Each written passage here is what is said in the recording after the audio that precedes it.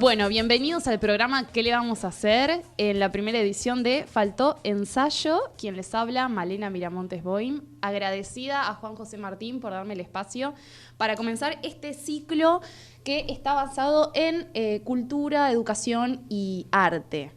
Bueno, le damos la bienvenida a nuestro programa a Ana Alvarado. Bienvenida, Ana. Hola, Malena, ¿cómo estás? Muy bien, Ana. Bueno, un placer tenerte en el programa. Para ponerlos en contexto, Ana Alvarado es directora, es docente, investigadora, dramaturga. Bueno, ganaste un programa, un premio hace poco de Argentores, sí, ¿no? Sí. Por la obra Bitácora. Exacto, por una obra de teatro para las infancias. Bueno, un universo más que interesante ese. Ana, me interesa empezar... antes que nada quería anunciar el programa... vamos a hacer un sorteo en las redes sociales del programa, tanto en el Instagram de ¿Qué le vamos a hacer?, de Faltó Ensayo, y el Facebook. Estamos haciendo un sorteo para los oyentes de la radio para 2 entradas para ver La Madonita, obra de teatro que dirijo, así que pueden escribir, comentar la publicación y al final del programa vamos a saber los ganadores del sorteo. Bueno, ahora sí, comenzamos con la entrevista. Bueno, Ana, Sí. Primero que nada, me interesa hablar sobre la actualidad. Bien. ¿Qué es dirigir una obra de teatro? Bueno, la actualidad. No, en la actualidad. En la actualidad. Yo creo que lo general en la dirección escénica es un trabajo de coordinación muy grande de distintos aspectos artísticos que intervienen en la puesta en escena y en lo que la gente llama espectáculo, digamos. Nosotros, en general, nosotros y nosotras, los directores y directoras, podemos partir o de un texto previo que escribe un dramaturgo o dramaturga, o nada, empezamos a ensayar. Justo ayer escuché a Daniel Veronese en una reunión que decía: yo nunca pienso nada antes, todo empieza el primer ensayo. Bueno, cada uno tiene su política para eso, ¿no? Somos todos distintos, pero digo, hay directores que es eso, el ensayo es lo que define todo. Hay otros que tenemos más un plan, digamos, o una idea de puesta en escena previa, que son imágenes, ideas, y que a veces, bueno, para mí son súper importantes, por ejemplo. Ya cuando presento un proyecto en cualquier lado, en general viene acompañado de imágenes.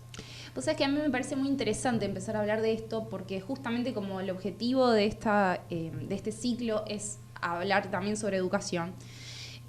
A mí me parece interesante, viste que siempre uno escucha, empecé a hacer un curso de teatro, o fui a hacer teatro, o en mi vida alguna vez hice teatro, y en general se está refiriendo uno a la actuación, ¿no? Entonces hay un lugar donde, ¿qué pasa con el rol de la dirección? Que es un poco como la cocina, ¿no? ¿Qué pasa con la cocina? Que aparte el rol de la dirección está fundamentalmente en el ensayo, ¿no? No porque uno como directora no haga cosas cuando la obra se estrena. Exacto. Pero bueno... y sobre todo lo que tiene que ver con la constitución del equipo también creativo, ¿verdad? Bueno, eso justamente sobre eso trabaja una asociación muy nueva que hay que se llama APDEA, Asociación de Profesionales de la Dirección Escénica, tratando de definir ese rol para el resto, ¿no? Porque nosotras y nosotros lo sabemos muy bien, pero para el resto. Sí, la palabra teatro remite a 2 cuestiones. Lo primero, si uno le dice teatro a una persona, lo primero que va a ver es una sala a la italiana en su cabeza. Imagina una sala, las butacas y un escenario, y el público está de frente a ese escenario. Eso es lo primero que ve, y lo otro, actores y actrices. Entonces, está bien, es eso también el teatro, pero ¿quién hace que eso funcione? Digamos, normalmente hay una coordinación que es la dirección escénica, que tiene una poética, que tiene una estética, que tiene una dramaturgia escénica, lo podemos llamar de distintas maneras, y con esa idea va trabajando con actores, con escenógrafos, con iluminadores, con iluminadoras, con músicos, músicas, y va logrando eso que después vemos el día del estreno. Que aparte es muy vasto todas las áreas, digamos, que convergen, ¿no? Porque como esto, ¿no? Es un poco, la dirección es un rol de liderazgo. Sí. Y de administración, tanto de recursos humanos como materiales, ¿no? Exacto. Y de tiempo. Sí.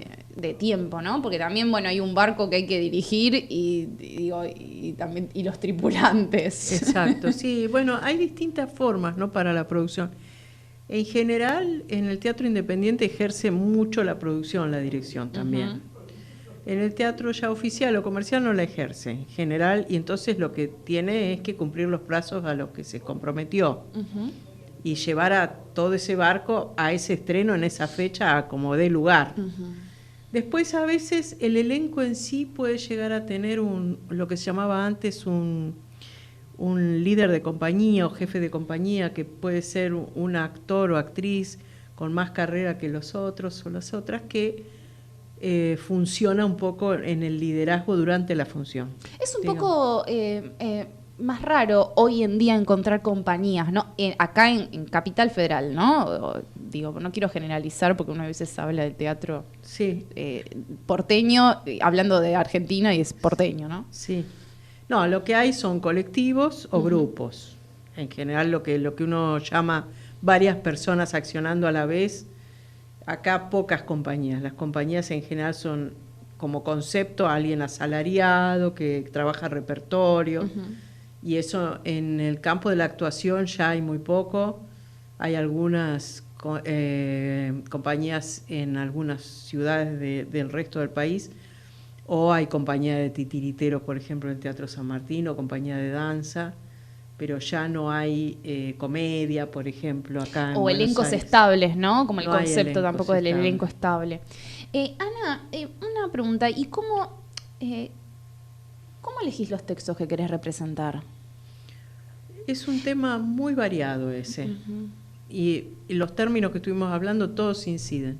Uh-huh. En principio a veces es el gusto, el deseo, la dirección va a buscar ese texto porque oyó hablar, porque conoce al autor o a la autora, y otras veces el texto llega desde el autor o la autora a la dirección y uno lo decide, y otras veces tiene que ver con los términos de producción, que uno sepa que bueno, le conviene trabajar con determinado autor o autora porque en ese momento es alguien que está siendo destacado o destacada, y si le llega la obra, por ahí elige esa obra porque conviene. Bueno, siempre te tiene que gustar, o sea, es imposible dirigir algo que no te guste. Uh-huh. Es un horror eso, en realidad nadie quiere dirigir algo que no le guste, salvo... Pasa, hay veces pasa. Hay veces que pasa y tiene que ser una suma de dinero importante. Que lo justifique. Exacto. Bueno, pero es verdad que muchas veces uno hace cosas porque nos gustan las condiciones de producción. Exacto. Yo quiero contarle a los oyentes que Ana Alvarado fue docente mío. Bueno, sí. Mía. Y ella fue una estudiante destacada. De la carrera de dirección escénica. Ahora, Ana, ¿ya seguís siendo directora de la carrera? No. Ya no. De la Universidad Nacional de las Artes. Sí, sigo trabajando en la Universidad Nacional de las Artes, pero en posgrado. En el posgrado sobre investigación, especialización, en objetos, ¿verdad? ¿Querés que te lo diga yo? Sí, mejor, por favor. Larguísimo. Es un programa de posgrado que se llama Especialización en Teatro de Objetos, Interactividad y Nuevos Medios. Bueno, y esto me parece muy interesante charlar porque me preguntaba sobre algo ahora, bueno, la obra actual tuya que está en cartel, Pieza para maniquíes y un actor de reparto, que ahora después hablaremos de eso. Pero digo, está dentro de un ciclo, digamos, organizado por el Centro Cultural de la Cooperación de teatro de títeres para adultos. Y yo una de las cosas que siempre me pregunto y escucho, que en general hay como una creencia de que el teatro de títeres es para las infancias, no para los adultos. Sí, bueno, lo que pasa es que yo creo que hay veces que no hay que estar marcando tanto. Yo creo que si uno dice títeres para adultos, por ahí hay adultos y adultas que les va a resultar raro. Si uno dice es teatro y hay objetos y hay títeres, ya está, es un espectáculo de teatro. No, está bien, pero digo, se puede hacer teatro también con eso, digamos, no solamente con actores. Claro. No, no, y no. actrices. No, no. Los que manipulan objetos son intérpretes y se los podría considerar actores o actrices. Tienen un entrenamiento importante corporal y para poder dar vida a eso que tienen delante, que es una cosa, y que el público pueda ver eso como algo vivo, por ejemplo. Hay muchas variantes, es un arte milenario, o sea que tiene millones de técnicas diversas. Puede ser el teatro de sombras, puede ser el teatro de indonesio, de manipulación de figuras planas, puede ser títeres de mesa, que son los que más vemos acá, títeres de guante, que no son esos pícaros que están a veces en las plazas. Y después está el concepto de teatro de objetos, que es lo que manejo yo más, que es, bueno, un montaje entre el cuerpo del actor o la actriz y los objetos intervinientes, que alterna entre darle vida a ese objeto y usarlo como cosa. Y a su vez el actor o actriz también alterna entre ser un personaje él mismo o ella misma y darle vida por ahí temporalmente al objeto. Bueno, esto me parece muy interesante. De hecho, hay un espectáculo, bueno, el que trabajamos juntas, Diarios de 15, donde de hecho se podían ver como objetos de la cotidianidad que de repente eran utilizados de una forma distinta. Exacto, yo creo que eso es lo más interesante para el teatro de objetos. Y está bueno también para hablar, para que esto se escuche en el programa, porque me parece que es un poco ampliar las posibilidades de la representación dentro de lo que tiene que ver con el teatro. Bueno, y para seguir hablando de la actualidad, sí. Bueno, entonces volviendo, esta pieza para maniquí es un actor de reparto que, bueno, es una obra escrita por Gabriel Penner. Sí. Que de hecho mañana hace una función. ¿Querés contarnos un poco antes de hablar del proceso, digamos, el horario mañana y en qué contexto está? Sí, cómo no. Mañana va a estar dentro de Argentina Florece, que es un evento que hace desde la pandemia, digamos, el Instituto Nacional de Teatro, en este caso la región centro, pero se hacen en otras regiones también, y que son espectáculos totalmente gratuitos para el público, y de alguna manera las salas ceden eso para que el público pueda ir gratis, como respondiendo a los subsidios que reciben para el mantenimiento. Es un evento, digamos, anual, que es muy divertido y que hay, creo que, no sé cuántas obras, un montón de obras todos los días por toda la ciudad de Buenos Aires. Y la nuestra está mañana a las 20 horas en la Sala Beckett. Bueno, perfecto. No, perdón, 18 horas. 18 horas. Mañana 18 horas. 18 horas. Y las entradas se pueden reservar por Alternativa Teatral. Sí, si ven que ya está agotado... ¿Qué pasa? Qué bueno, igual. Sí, qué bueno, pero igual pueden, si no están muy lejos, váyanse a la puerta del teatro, porque la reserva en estas cuestiones que son gratuitas a veces no se cumple. Sí. Que el Teatro Beckett está en Abasto, no sabemos bien la dirección, ¿no? Bueno, sí, ahora no la tengo a mano. Averiguamos la dirección y después volvemos a reiterar. Bueno, así que bueno, pieza para maniquíes que la interpretan Pablo Maidana, Luciano Mansur y Guillermo Tazara. Exacto. Bueno... Yo hice la iluminación. Vos fuiste la diseñadora de iluminación. ¿Qué fue? Bueno, en este caso, ¿fue el autor el que te convocó para hacer el proyecto? No, nosotros con los 3 actores nos conocemos desde hace mucho tiempo. 2 de ellos fueron mis alumnos en la UNSAM, en la Universidad de San Martín, el otro no, porque es más o menos contemporáneo. También, pero tiene una formación similar a la mía, un periodo de titiritero, actor y demás. Y nos conocemos hace mucho, trabajamos también en la compañía de títeres y objetos de la UNSAM, juntos, y vinieron los 3, porque esa compañía eran más personas, pero vinieron los 3 después de haber hecho Diarios de 15, que fue una obra que vos nombraste recién, y me dijeron, queremos hacer algo. Y yo les dije, no tengo nada en la cabeza, pero bueno, dale, vamos. Y empezamos, yo ya sé que este tipo de actor, intérprete, trabaja con su cuerpo mucho y con objetos o materialidades que trae a los ensayos. Entonces fuimos todos a ver una retrospectiva de Carlos Alonso, maravillosa, que había en el museo, que ahora creo que hay cosas en el Nacional de las Artes. Sí, ahora no sé si hay algo en el Malva. y en el Kirchner, en el Centro Sí. Cultural Ah, no, en Kirchner el hay una Kirchner. muestra grande Se llevaron un par de obras de arte argentino. Y bueno, quedamos fascinados y yo les dije, bueno, yo quiero empezar con esto, y empezamos a trabajar imágenes de Carlos Alonso, así arbitrariamente, como se nos ocurría. Y en un momento me di cuenta que necesitaba un texto, que estábamos haciendo imágenes muy hermosas, pero no sabía a dónde iban. Y bueno, me acordé de Gabriel Penner, que yo había trabajado en la materia Dirección 3, que di muchos años en la licenciatura en Dirección Escénica, obras de él, que hace un tratamiento específico de las tragedias y demás. Había trabajado con obras de él que eran muy interesantes. Y bueno, me puse a leer a ver qué tenía a mano, porque él edita, además, tiene una editora, edita Contexto Tipea, se llama la editora, se dice. la editorial. La editorial, no me salía la palabra. Y me puse a leer y encontré Pieza para maniquíes y un actor de reparto, que eran 5 páginas de una intensidad de reflexión política, filosófica, sociológica, sobre la cultura, sobre el arte, sobre para qué sirve. Y dije, bueno, vamos con esto, más Carlos Alonso y que salga lo que tenga que salir. y ahí estábamos haciendo cosas con el cuerpo, todos enganchados, haciendo nudos, y vino la pandemia. Y se acabaron los nudos.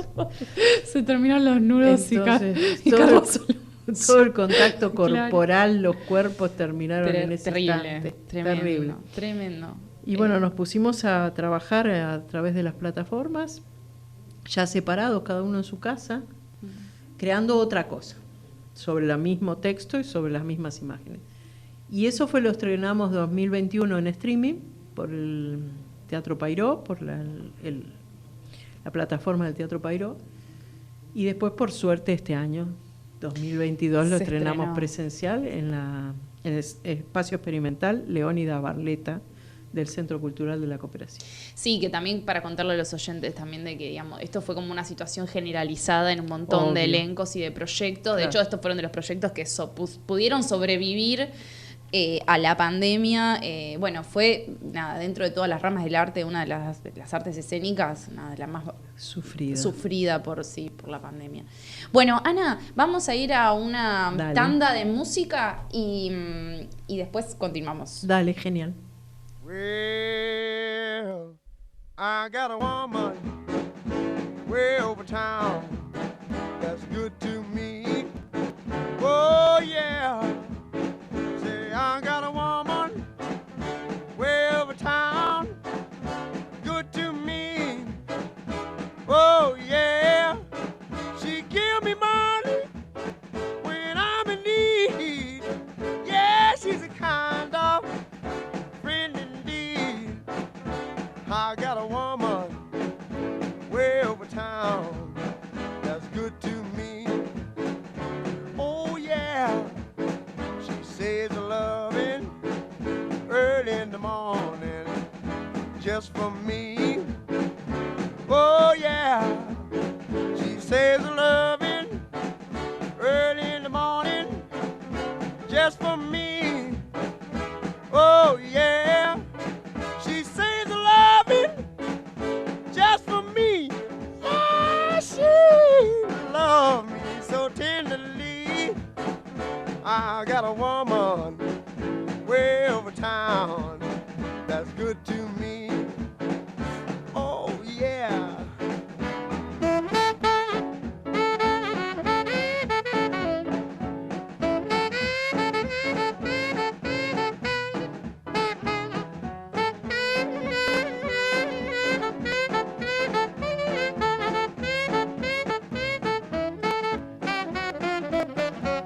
She's there to love me both day and night.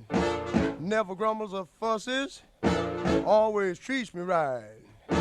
Never running in the streets and leaving me alone.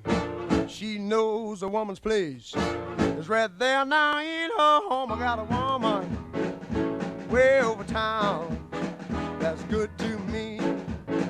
Oh yeah, say I got a woman way over town that's good to me. Oh yeah.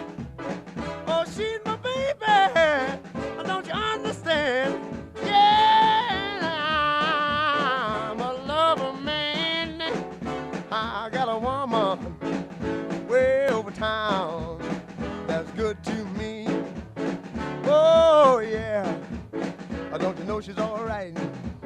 Oh, don't you know she's all right? She's all right, she's all right.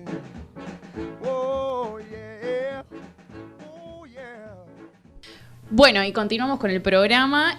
Primero que nada queremos agradecer a las oyentes que ya están participando del sorteo por 2 entradas para ver La Madonita a través de nuestras redes sociales, como Javier Glifa, Karina Valle y Marina Hilarina. Pueden llamar también al teléfono fijo de la radio a 4371-7045 o 4371-7046. Bueno, continuamos con la entrevista. Bueno, esto que sonó fue I've Got a Woman de Ray Charles, uno de los principales representantes del soul y del R&B. Este tema es de 1954. ¿Qué te representa, Ana, Ray Charles? Porque a todo esto, una aclaración. Me interesa dentro de esta edición del programa que los invitados también... bueno, puedan proponer la música que también les significa. Entonces, bueno, vos me dijiste Ray Charles y dijimos, bueno, a ver qué pasa con este tema. O con Ray Charles. Bueno, nada, me crié yo con un padre que era fanático del jazz, sobre todo del hot. Así que mi vida de infancia era escuchar jazz todo el día. Y después hice mis propias elecciones, qué sé yo. Ray Charles creo que también tiene que ver con el teatro, creo que... verlo y pensarlo como en escena, tocando el piano, con ese movimiento corporal propio de sus hábitos, sí, seguramente, sí. Pero bueno, pero era muy emotivo y muy intenso en eso, y además la ceguera y lo que pasa con la cara en la ceguera es como muy atractivo y va para la emoción muy fuerte, y además eso, como escuchamos, es muy, muy interesante y muy... te mueve mucho. Podría haber dicho Billie Holiday también. Sí, aguante Billie Holiday. Claro, que me encanta, pero Billie Holiday te tira para abajo, porque es mucha melancolía maravillosa, pero melancolía al fin. Hay un tema que me encanta, que habría hecho un programa de radio hace mucho tiempo, que lo escuchaba cuando era más chica, que... ay, bueno, no me acuerdo cómo se llama. Empezaba así, que era más brillante. Pero bueno, sí, no, Ray Charles está como más para arriba. Sí, cuando están... los dos juntos, ponele, podría ser tremendo. Ah, Billie Holiday y Ray Charles. Me encanta. Qué divertido. Bueno, Ana, ahora empezamos hablando de la actualidad. Ahora, ¿qué pasa con el pasado? El pasado de Ana. Vamos a terapia. Ya fue muchos, 25 años, o sea que creo que estuve bastante. No, bueno, ¿cómo fueron tus inicios en el teatro? ¿Puedes contarnos un poco? Sí, cómo no. Yo vivía en una ciudad chica que se llama Zárate. Y bueno, en esa ciudad, en esa época, había un solo grupo de teatro. Y recuerdo nada, que mi deseo de dedicarme a actividad artística y también cultural, me gustaba también la historia del arte y demás. Y me vine acá a Buenos Aires a los 18 años y me metí en la carrera de Bellas Artes. Así que mi carrera inicial es artes visuales, soy... profesora nacional de pintura y licenciada en artes visuales. No se dice artes plásticas, ¿no? No, ahora se dice artes visuales. Ok. Es más abierto y más general, no está mal. No, para aprender. Plástica. No, porque uno tiende a decir bellas artes, de artes plásticas. Claro, pero... creo que la palabra plástica es un poco chica, vale. Ya, ¿no? Y bueno, nada, de eso estudié incluso con un maestro que me influenció mucho, que fue Kenneth Campbell, y que me enseñó muchos procesos creativos. Trabajé en educación por el arte, o sea que la formación como educadora fue por ese lado en principio. Y en ese camino encontré a Ariel Bufano, que era un director de teatro de títeres, pero primero era hijo de uno de los poetas más importantes de este país, y de Alfredo Bufano, y después era una persona hiperculta que sabía de teatro muchísimo, y que trabajaba en el Teatro San Martín, en la Sala Martín Coronado, con unos espectáculos. Y de ahí estuve con él 3 años y me tiré derecho viejo al teatro, o sea que la primera vez que pisé un teatro estaba en la Martín Coronado del Teatro San Martín. En la compañía de Titireteros. Claro. Que es una compañía que hasta donde yo investigué, que fue fundada por Ariel Bufano en 1977 y que se estrenó junto con Adelaida Mangani, habían hecho un David y Goliat.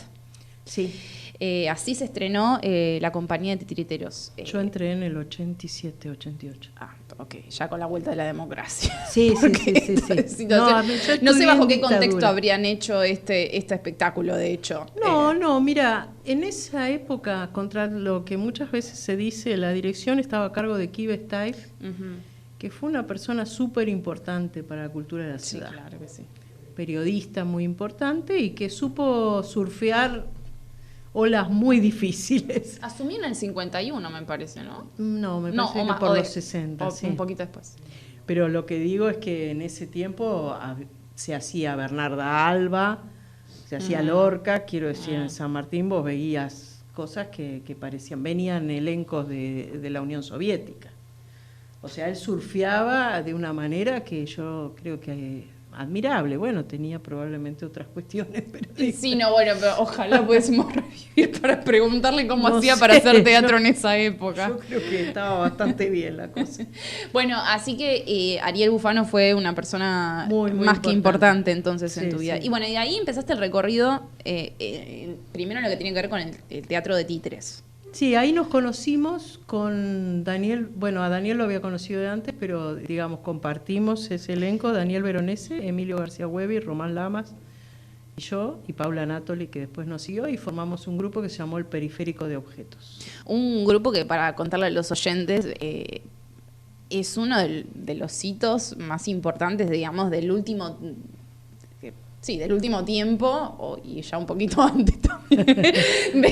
No, pero sí, es muy importante dentro de lo que es la historia del teatro argentino, el grupo del Periférico de Objetos, porque aparte, bueno, no sé, yo siempre digo que me hubiese encantado poder ver un espectáculo de ustedes en sus inicios, porque eran sumamente disruptivos. Todos los estudiantes de teatro estudiamos en algún momento dentro de lo que es la historia del arte argentino. Sí. El Periférico de Objetos. ¿Querés contarnos entonces un poco más cómo...? Sí, yo creo que nosotros respondimos a un fenómeno de época. Nosotros, ya te digo, estábamos en un elenco oficial, haciendo un repertorio sobre todo para niñas, bajo la dirección de Bufano y Mangani, y queríamos hacer otra cosa, y obviamente nos fuimos al paracultural, que era el fenómeno de época, el Rojas, el paracultural, donde, bueno, si había un signo era la transgresión. Qué linda época. Qué linda época. Sí. Era la época post-dictadura. Claramente sí, la reacción que tuvimos los jóvenes en ese momento, que habíamos atravesado toda la dictadura, ¿qué arte queríamos? ¿Qué queríamos decir con el arte? Desde luego no era un progresismo intelectual solamente.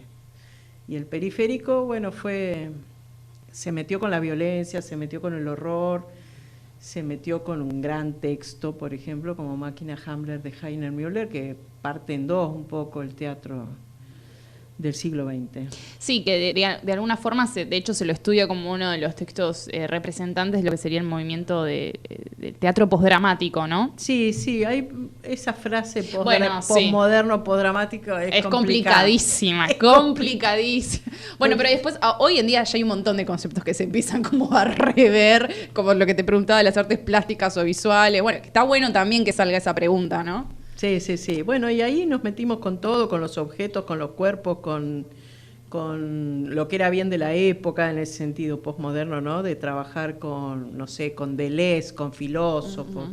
De repente trabajábamos con Tomás Abraham y con Kafka, qué sé yo. O sea, hacíamos una mezcla tremenda. Y fue una experiencia fuerte. Duraban bastante tiempo, o sea, ¿tenían bastante proceso de investigación y de creación o era algo que podían...? Sí. Todos sus espectáculos. Sí, hicieron varios. Sí, hicimos, ahora no me acuerdo, pero por lo menos 10. No los puedo contar en este momento para no perder el tiempo. No, bueno, que algunos, digamos, como que tenían un carácter más performático, otros más escénico, por decirlo de una forma, ¿no? Hicimos un proceso. El proceso es desde el pequeño formato más ligado a los títeres. En nuestra primera versión de Ubu Rey era en títeres. Después Variaciones sobre B fue también actores y títeres. Después ya nos metimos con los muñecos en El Hombre de Arena, pero todo en pequeño formato. Y salimos a Proscenio con Máquina Hamlet. Y de ahí en más ya trabajamos casi siempre así. Y empezó a aparecer la tecnología y otras cosas, ¿no? La tecnología de la época, ¿no? Y aparte se incorporaron otros artistas también. Fuimos agrandando, sí. El núcleo fue siempre el mismo. Sumábamos para un espectáculo. Claro. Y después... Y después, Ana, ¿qué pasó después del Periférico de Objetos? En tu vida Bueno, como artista. antes y después yo tenía carrera personal, digamos. Yo la primera espectáculo infantil que dirigí fue en el año 93, en la Sala Cunil del San Martín, La Travesía de Manuela, una obra mía. Y digamos, el Periférico se disolvió en el 2008, o sea que había una carrera paralela. Y bueno, yo venía ya trabajando en forma independiente como directora, y cuando el grupo no dio para más, hicimos el último espectáculo, Manifiesto de Niños, que llegó... Bueno, en el Conex lo habían hecho, ¿no? Sí, acá en la Argentina fue al Conex. Nosotros viajamos bastante, en realidad se estrenó afuera ese espectáculo. Estuvo ¿En Alemania? Se estrenó en Bélgica y después estuvo en Múnich, en Alemania, en Brasil, y bueno, era el circuito que hacíamos en ese momento. Los espectáculos que viajábamos, íbamos mucho a Bélgica, a Francia, Alemania, España y Brasil, Colombia. Que sigue habiendo un festival. Una movida muy grande, sí. Festival Iberoamericano, ¿no? Claro, el Festival de Bogotá, que es muy importante. Y entonces, nada, ese era el circuito, y ahí normalmente recibíamos producción y ayuda y demás. Y bueno, cuando terminó, qué sé yo, ya se había agotado la parte creativa del grupo para trabajar juntos. Pero vos continuaste con tu vida como directora, digamos, en una vasta carrera. Sí, Daniel Veronese y Emilio García Huevi también. También, no, sí, por supuesto, pero digo, en tu caso, me interesa, ¿sabes que te quería hacer una pregunta de que sigue alguna obra en particular que a vos en tu recorrido te haya marcado? Que vos digas, bueno, esto para mí simbólicamente representa mucho dentro de mi recorrido. Bueno, por ejemplo, Máquina Hamlet es una, porque fue el momento en que yo me sumé a la dirección del grupo. Antes de eso no trabajaba como directora, se turnaban ellos dos. Huevi y Veronese. Veronese en los primeros espectáculos nuestros, y en Máquina Hamlet me sumé a la dirección. Y de ahí en más, en todos. Entonces fue un hito para mí. Y después, no sé, hay espectáculos, por ejemplo, el espectáculo para niños El Niño de Papel, que hice en la Casa Cuberta, que fue de dirección mía y autoría mía, fue muy importante para mí. Y tuvo resonancia como espectáculo para niños y eso, pero además porque probé un montón de técnicas ahí, orientales también, hice como una investigación que me gustó. Y después, en el teatro independiente tengo muchos hitos, porque es donde más trabajé. Ahora no sé por qué se me viene a la cabeza Los Débiles, que fue una obra que el autor era Guillermo Arengo y que hicimos en el Callejón. El espacio Callejón, que antes llamaba Callejón de los Deseos, fue un lugar muy representativo para mí en muchas etapas. Bueno, de hecho, Máquina Hamlet la hicieron en el Callejón. Sí, yo tengo... Ahora el 26 de septiembre a las 4:30 de la tarde se presenta un libro sobre Máquina Hamlet en el espacio Callejón, no sabía eso. Que editó Mónica Berman. Y bueno, eligió ese lugar y me parece que está bien porque fue emblemático. Sí, fue emblemático, sí, de la época de los 90, ¿no? Y principios del siglo XXI. No solo del Periférico, sino también de Rafael Espregelburg, de Andrea sí, claro. De otra gente. Han hecho mucha obra ahí. Bueno, vamos a ir con la siguiente tanda de música y ahora continuamos, Ana, con la entrevista. Dale.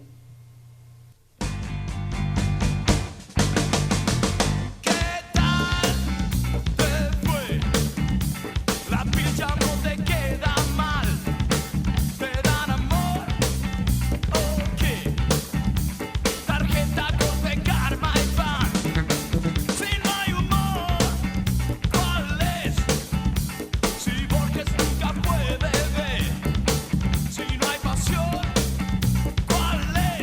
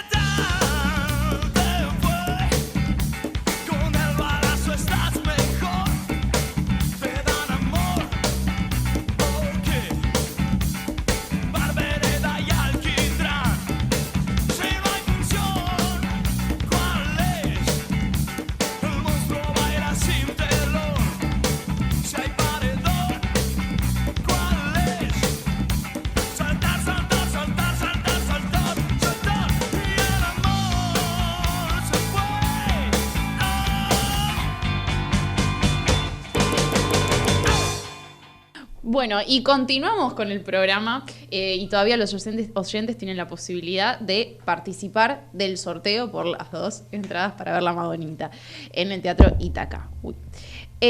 Bueno, lo que sonó recién fue ¿Qué tal de Divididos? Otra banda que nos estabas diciendo, Ana, que te gusta mucho. Mucho. Una emblemática banda de rock nacional. Bueno, este es un temazo de Acariciando lo Áspero, que bueno, es un disco de 1991. Yo, la verdad que de esta banda, bueno, les venía diciendo, a mí me gusta todo, es creo que mi banda favorita de rock nacional. Así que bueno, ya estaremos hablando de esta banda en otras ediciones de este ciclo, porque particularmente me interesa. Bueno, Ana, ahora en esta última parte del programa me interesaba hablar sobre la docencia. Digo, Chan, chan. volviendo a digamos, un poco como el espíritu de este ciclo, que tiene que ver con esto de mezclar, digamos, los temas no solo de cultura, sino también de educación. Bueno, Ana, vos sos docente, Sí. como dijimos, bueno, sos directora del posgrado, digamos, Sí. pero además también das clases dentro del posgrado y también de la carrera de dirección. Sí, siempre en el campo del arte. Siempre en el campo del arte, dentro de la Universidad Nacional de las Artes. ¿Y en la UNSAM seguís también? No, estuve muchos años en la UNSAM también. Bueno, y yo te quería hacer una pregunta. ¿Qué es dar clases hoy en día? Pues es un rete, porque va cambiando la población. Sí, yo tengo como una mirada que se formó en mí desde muy joven, que creo que el estudiante de artes, no importa si es consciente o no de lo que está haciendo, siempre lo que hay que hacer es motivar mucho. Hay que motivar mucho y después coordinar mucho lo que produce esa motivación. Para mí, yo me formé en educación por el arte porque la verdad que estudié artes visuales en la dictadura, o sea que lo que veíamos de didáctica o pedagogía era una vergüenza. Y entonces después empecé a hacer seminarios de educación por el arte y ahí entendí que lo que hay que desarrollar es la capacidad de crear y que hay que encontrar el formato para eso. Y la verdad que los grupos a veces funcionan como grupos y a veces son individuos que tienen sus particularidades y que uno tiene que poder detectar lo que pasa con cada uno, ¿no?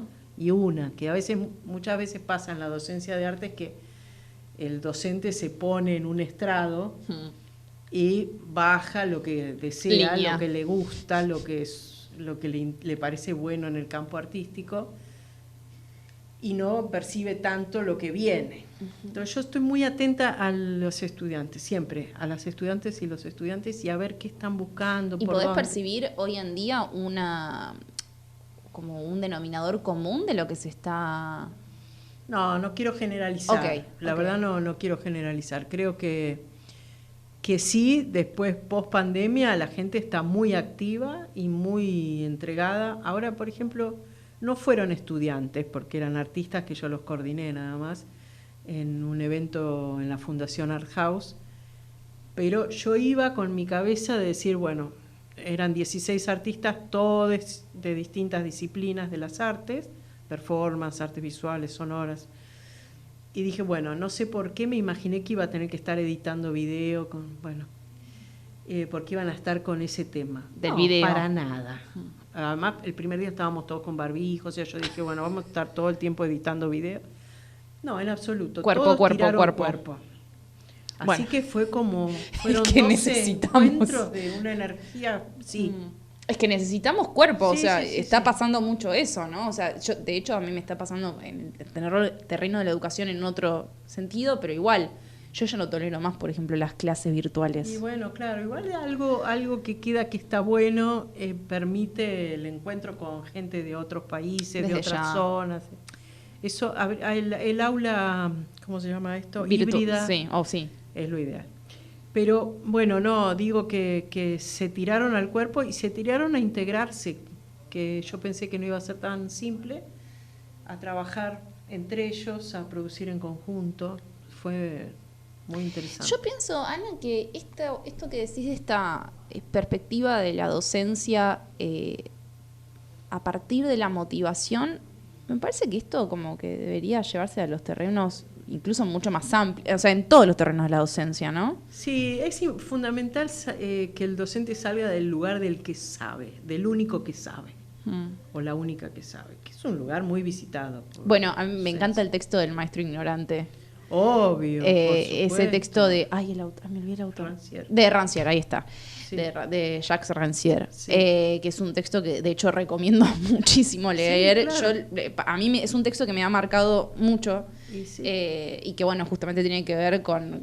Yo me acuerdo con cuando hice un seminario con Mauricio Cartún, ya que vos nombrás La Madonita, que es el autor de La Madonita, que está en Itaca, para la cual están pidiendo estradas, que él tenía también este tipo de pensamiento, es un gran motivador, una persona con una capacidad además oral impresionante y de seducción y carisma, pero digo, él tenía también esto, ¿no? Todo lo que yo aprendí ya dando clase, yo aprendí a dar clase ya dando clase, porque a los 23 años empecé a dar clase, que es lo que le pasa a muchos estudiantes ahora que se reciben y empiezan a dar clase. Entonces, si no tenés la humildad de decir, no sé todo. No sé todo. Si no aprendiste eso, básicamente no podés ser docente. Sé lo que no sé. Claro. Y creo que un poco ese lugar ¿cómo se llamaba? En la universidad tiene un nombre, el titular. Sí, el catedrático. Como el que da el teórico, ¿no? Sí. El que da el teórico tiene como una especie de espacio de reverencia, y creo que en ese espacio se juegan y ganan siempre los que tienen la capacidad de percibir lo que está pasando. Bueno, vos sabés que de hecho voy a aprovechar para hacer como un mini anclaje con la próxima edición del ciclo, que es dentro de 15 días, que vamos a estar hablando con Mauro Lidbach, que es un profesor, pero es profesor de literatura en escuela secundaria. Y me interesaba muchísimo y me interesa hablar sobre, bueno, ¿qué pasa? Esto ya lo veremos en el próximo programa, pero bueno, ¿qué pasa con la docencia y con una perspectiva distinta? Aparte es un docente joven, por lo cual también cuáles son las formas en las que primero se está enseñando la docencia y después cómo se ejerce, también pensando en qué pasa también con la hiperconectividad y esta cuestión de que es complicadísimo. Hay que seducir ahí. Hay un trabajo muy grande de seducción en la docencia, ¿no? Enorme. Y más en media, en adolescentes. Bueno, sí, ni que hablar, pero también en la parte universitaria también. Por supuesto, el universitario igual quizás, aunque si no se siente tan seducido, se queda por su propio interés. Pero el adolescente o lo capturás o no. Estás muerto, digamos, directamente. Sí, totalmente. Ana, y para ir cerrando, ahora te quería preguntar sobre el futuro. Upa. Okay. Pero, ¿cómo te ves en un año? Parecido. Yo ya estoy en una edad en que lo mejor que espero es que sea parecido. O sea, yo me veo produciendo siempre en el campo de las artes escénicas, seguro produciendo en las condiciones que sean, las que me toque, y también con grupos o docencia, digamos, en menor cantidad que lo que hice durante muchos años, pero igual voy a seguir. Bueno, yo quiero decir una cosa que siempre pensé, esto nunca te lo dije, porque yo tuve la suerte de trabajar con vos ya hace un par de años que estás trabajando juntas, no sé, hace 4 años. Sí, hace más. ¿Más? Sí. Wow. Bueno, yo como diseñadora de iluminación, ¿no? De los espectáculos que Ana dirige, pero que siempre admiré mucho algo de vos, que es que siempre estás produciendo. Sí. Siempre, nunca dejaste de producir. No. Incluso cuestionándote, o sea, yo por lo menos observando, laburando con vos, cuestionándote, bueno, ¿qué estamos haciendo? ¿Cómo lo hacemos? ¿Qué pasa? ¿Cómo se resuelve? Sí. Pero una mujer de acción. Sí, aparte me parece que primero no se puede enseñar lo que uno no hace y después la situación ideal no existe. Entonces uno... Sí, a veces puede ser un poco exagerado estrenar una obra por año o 2, a veces he tenido periodos de estrenar 2 por año, 3. O más, sí. Bueno, quizás es una exageración, con una por año, una cada 2 años, trabajando bien es suficiente. Pero bueno, es el momento más feliz probablemente de mi vida, el proceso de ensayo. Y entonces, bueno, ¿por qué no lo voy a hacer? Pero por eso, digo, estás todo el tiempo como buscando la situación. Digo, eso a mí me parece admirable. Y arriesgando. yo siempre soy Sí. medio ecléctica y arriesgo y no me cuido tanto, pero bueno, es así. Bueno, me gustó eso del eclecticismo. Sí, soy muy ecléctica. Para mí es un gran valor. Bueno. Bueno, no, sí. Bueno, vamos cerrando el programa. Primero que nada quería agradecerte muchísimo, Ana. No, gracias a usted Para mí y a la radio. Y para mí es muy especial que hayas estado hoy acá. Perfecto. Así que, bueno, vamos a hablar sobre... Bueno, primero un mini momento de chivos antes de pasar al sorteo. Ok. Primero que, para reiterar, mañana entonces está Pieza para Maniquíes. Mañana a las 18 horas en la Sala Beckett, que está en Guardia Vieja, y creo que 3.500 y pico, pero en este momento no lo tengo acá. Sí. Presentamos Pieza para Maniquíes y un actor de reparto. Y bueno, la semana que viene empieza el Festival Abdea de la Asociación de Profesionales de la Dirección Escénica. La edición de... ¿Cómo es? ¿Festival Primavera se llama? Nuestro primer festival, Primavera de Abdea. Que, Así bueno, que... a todo esto también digamos que es bastante importante la presencia de Abdea como organización, digamos, que ya ¿cuánto tiempo tiene Abdea? Y empezamos en el 2019 y tenemos personería jurídica ya desde el año pasado. Bueno, felicitaciones por eso, porque es algo que es más que necesario. Sí, que sí, vamos. Los directores y las directoras se organicen. Bueno, también está DEA, de los diseñadores escénicos. Sí, bueno, sí. y de a poco. Así que bueno, empieza esta primera edición del festival. Con la inauguración en el Portón de Sánchez. El con los martes secretos. 20, y después están los secretos, están las encadenadas y está Bailan las almas en llantas. De Pilar Ruiz, ¿no? Sí. Bueno, yo los secretos me lo debo ir a ver.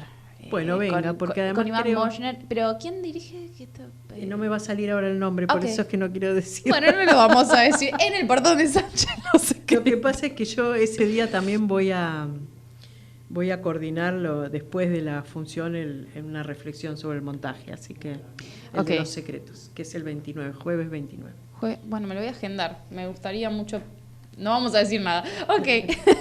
Bueno, y después, para continuar, entonces, está también, pasó mi chivo, que está La Madonita, obra escrita por Mauricio Cartún y dirigida por quienes habla, en Ítaca Complejo Teatral a las 19:30 horas. Ítaca está en Humahuaca 4027. Así que están todos invitados. Mañana, aparte, es una función especial porque hay una charla debate sobre problemáticas de género pasada la función con Malena Mansato, ni más ni menos. Así que, bueno, vamos a dar los resultados de no tengo el celular. Vamos a dar... Perdón. No te preocupéis. Javier Lífano.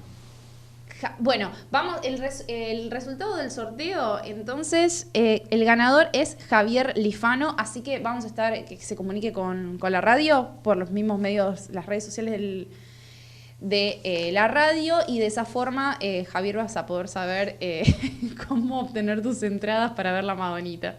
Así que bueno, esto es todo por hoy. Cerramos el programa. Muchas gracias, Ana, de nuevo. No, gracias a vos, Malena. Gracias, Juanjo, por el espacio. Un placer. Y bueno, cerramos la primera edición de Faltó Ensayo, este ciclo quincenal sobre arte, cultura y educación. Gracias.